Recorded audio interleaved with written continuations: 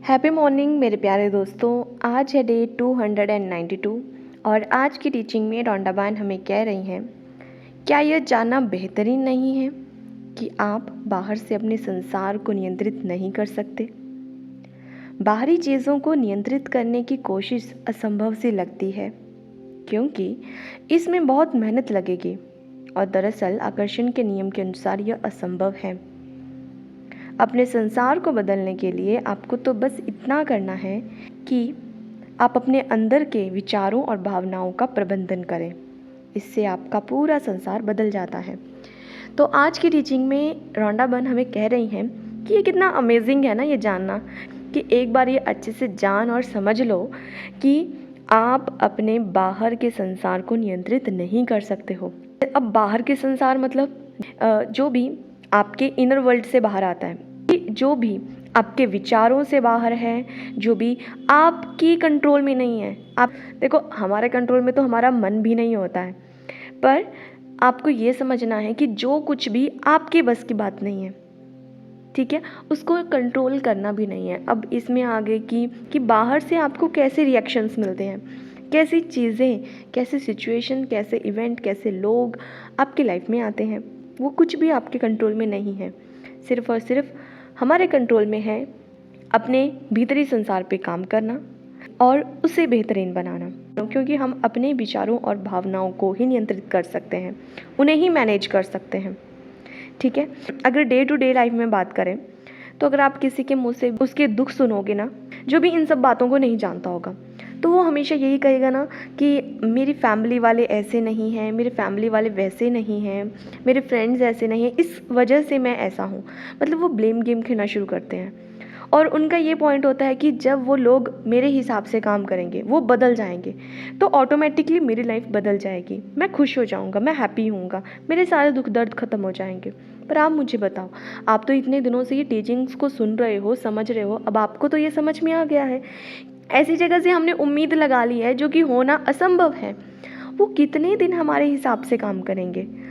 ठीक है, अब इसे खुद के ऊपर लो।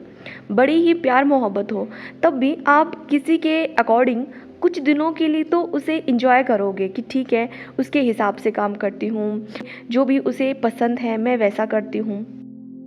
पर कुछ दिनों के बाद आप भी बोर हो जाओगे, आप वो नहीं कर पाओगे। मान लो आपके पार्टनर की कोई फेवरेट डिश है, उसे वो खाना बहुत पसंद है और आप उसको खुश करने के चक्कर में रोज़ उसी को बनाए जा रहे हो, और जो आपकी फेवरेट डिश है उसके बारे में तो आप सोच भी नहीं रहे हो। अब कितने दिन आप उनकी फेवरेट डिश को इंजॉय कर पाओगे?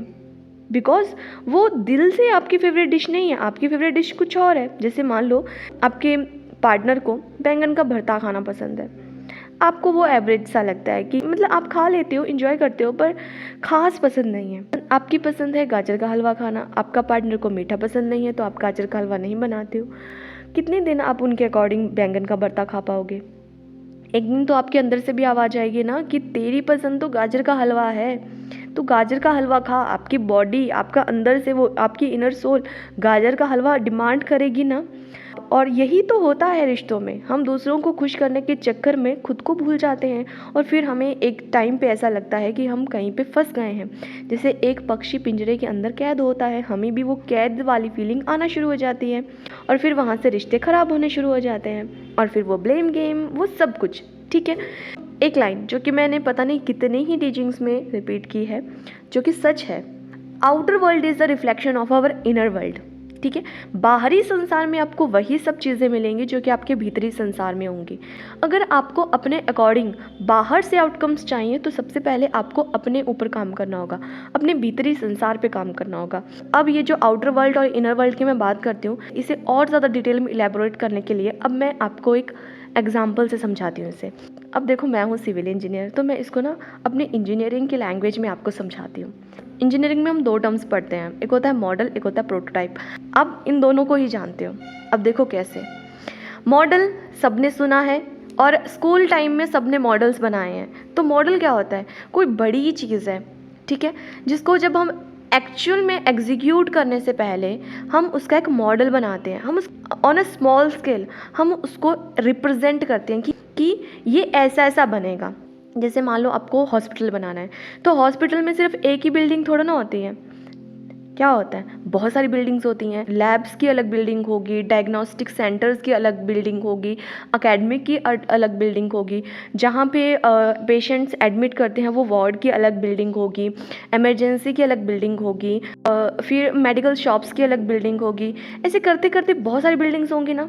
वहाँ पे आने जाने के लिए रोड्स की सुविधाएं, कहाँ पे ड्रेन पाइप्स देनी है, कहाँ पे सीवेज प्लांट बनाना है, कहाँ पे हमें गार्डन बनाना है, गार्डन में फाउंटेन बनाना है, कहाँ पे हमें शॉप्स बनाने। अब जो डॉक्टर जो स्टूडेंट वहाँ पे हॉस्पिटल वाले एरिया में रहते हैं, अब वो छोटी छोटी चीज़ें लेने के लिए बाहर थोड़ा ना जाएंगे, गेट के बाहर, है ना। तो उनके लिए अलग से अंदर ग्रॉसरी की शॉप्स वगैरह, वो सब हम क्या करते हैं, हम पहले वेल प्लान करते हैं कि ऐसे ऐसे पूरा स्ट्रक्चर हम बनाएंगे। तो ड्राइंग्स के बारे में तो सब जानते हैं कि हाँ, ड्राइंग बनती होगी पेपर पे, तो ड्राइंग भी बनती है और मॉडल भी बनता है। मॉडल कैसे बनेगा कि हम छोटी छोटी बिल्डिंग्स बना देंगे, कि वही बिल्डिंग जो कि हमने बड़े स्तर पे ऑन फील्ड बनानी है, उस जगह पे बनानी है, वही सब चीज़ें हम स्मॉल स्केल में मॉडल के रूप में बनाते हैं। ठीक है।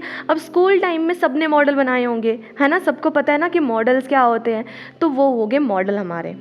तो एक्चुअल में वो चीज़ अभी बनी नहीं है। ठीक है, पहले तो वो हमारे इमेजिनेशन में आई। तो सबसे पहले क्रिएशन कहाँ से शुरू होती है, हमारी सोच से। किसी इंजीनियर ने बैठ के सोचा होगा कि अच्छा ऐसी बिल्डिंग होनी चाहिए, ऐसा उसका डिज़ाइन होना चाहिए, ऐसे उसमें रोड्स वगैरह वो सब बनाएंगे। तो वो इमेजिन हमने कर लिया है अपने माइंड में, फिर हमने उसको बना दिया ड्राइंग पे। ड्राइंग में जब थोड़ी क्लैरिटी आ गई कि अच्छा ये सब ऐसे ठीक है, सारा स्केलिंग वगैरह कर दी कि अच्छा ये इतने की होगी। जब सारी स्केलिंग कर दी, स्केलिंग करने का मतलब है कि मतलब मेज़रमेंट एक तरह से, ठीक है, कि इतना इतना अप्रॉक्सीमेटली इतना इतना बनेगा, इतनी लेंथ होगी बिल्डिंग की, ऐसा होगा वैसा होगा, वो सब ठीक है। फिर हमने उस इमेजिनेशन को जो कि हमने पेपर पे ड्रॉ की थी, अब उसको हमने रियलिटी में मॉडल के रूप में छोटा सा बना दिया।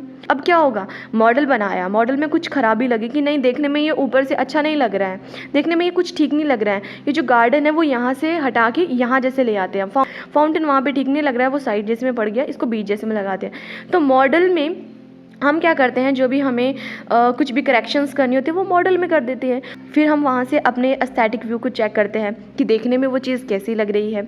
दूसरा, हम वहाँ से ये चेक करते हैं कि अच्छा ये जो ड्रेन पाइप्स हैं ये यहाँ से यहाँ को जा रही हैं, तो ये सीवेज प्लांट पे कैसे कैसे मिलेंगी, यहाँ से भी हम निकाल सकते हैं, वहाँ से भी निकाल सकते हैं। तो मॉडल में वो जो करेक्शंस हैं वो करना ईजी है।